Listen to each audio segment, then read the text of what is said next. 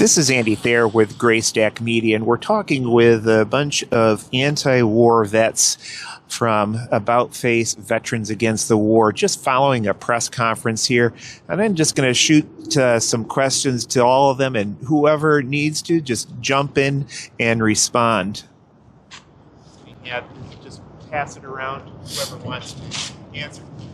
I can't help but notice that we're standing in front of the Calder statue, which was apparently built in 1973, just as one of the previous Forever Wars was winding down. Some of you talked about where you were on 9/11, too young to remember. Talk about when the invasion of Afghanistan started, when the Iraq invasion started, what the thoughts were going through your head at that time. Well, I'm going to speak to that. I was at the University of Illinois, Urbana-Champaign at the time. I was 18 years old, depending on the specific moment you're talking about. And I remember the long, drawn-out buildup.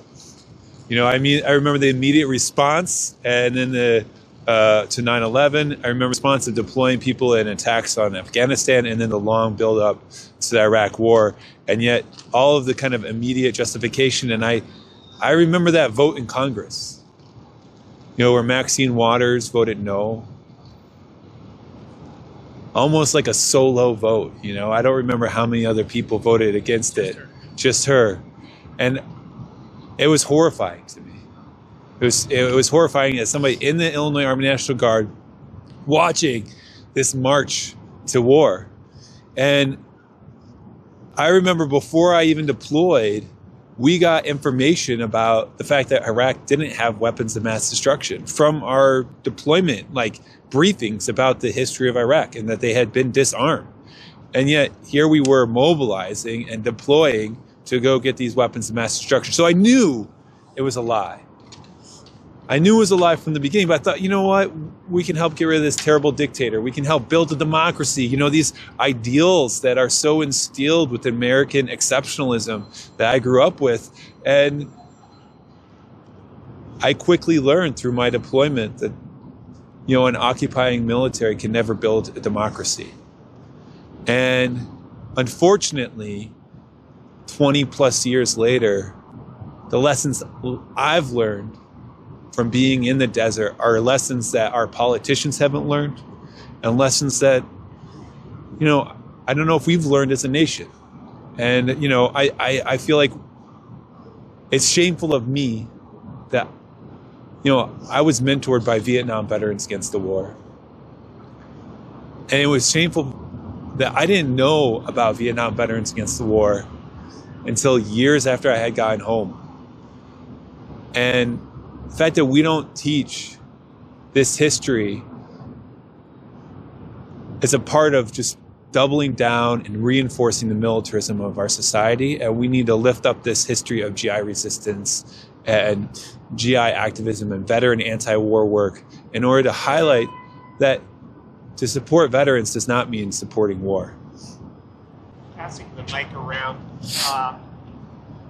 what were your first thoughts when you heard about the first bombing of Iran a month or so ago, and then the latest attack on Iran? For me, being involved in anti-war efforts, and then to see the work that About Face has done, and to reconcile my own shame for my own parts in Forever Wars. When you see, like Aaron was speaking to, when you see the pattern start again, and the generational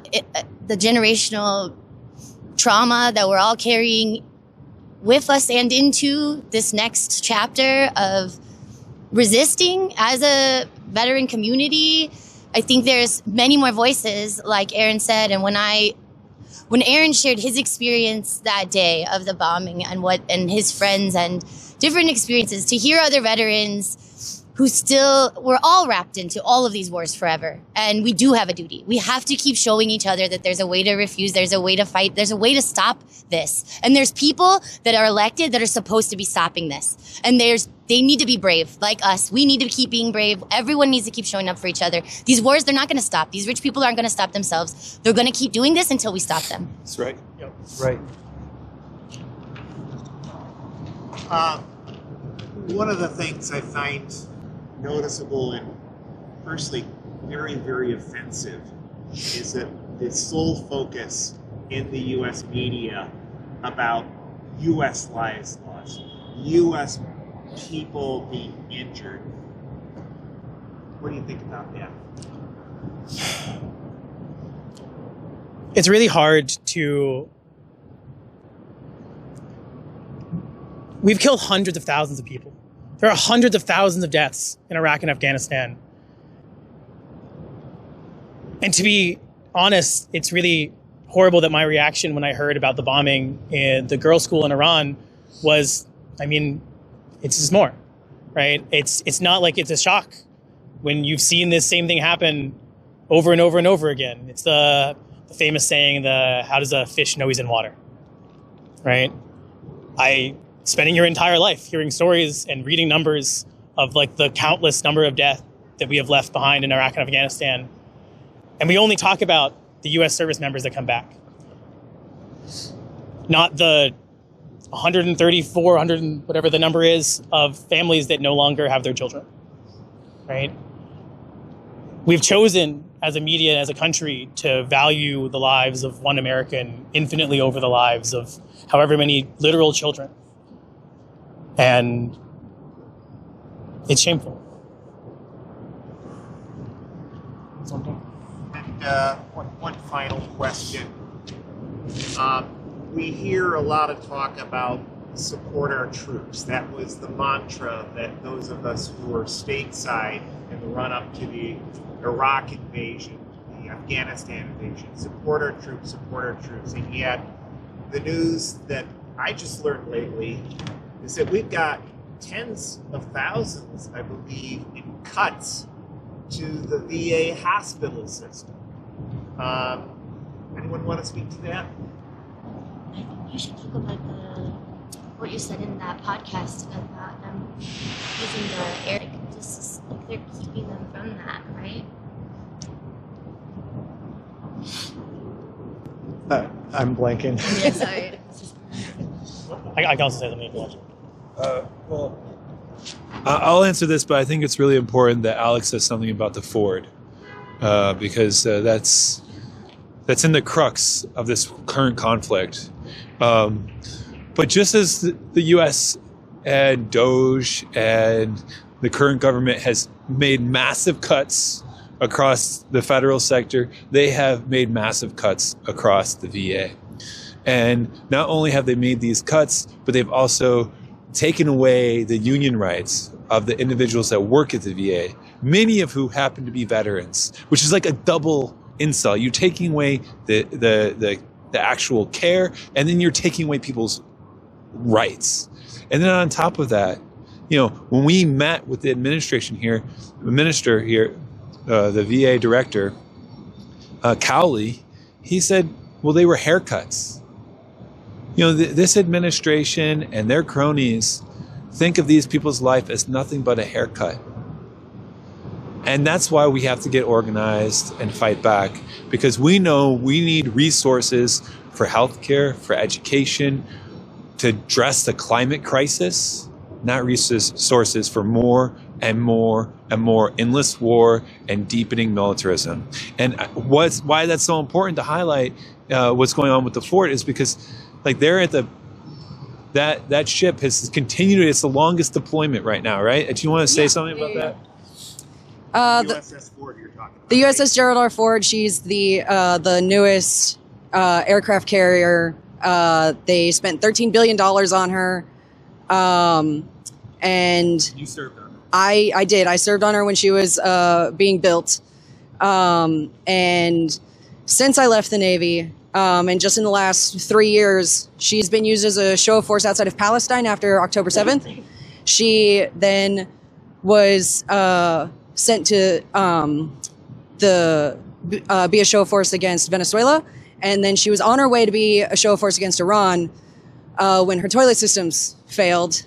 And now she's in Greece for unplanned maintenance, effectively sitting her out for now.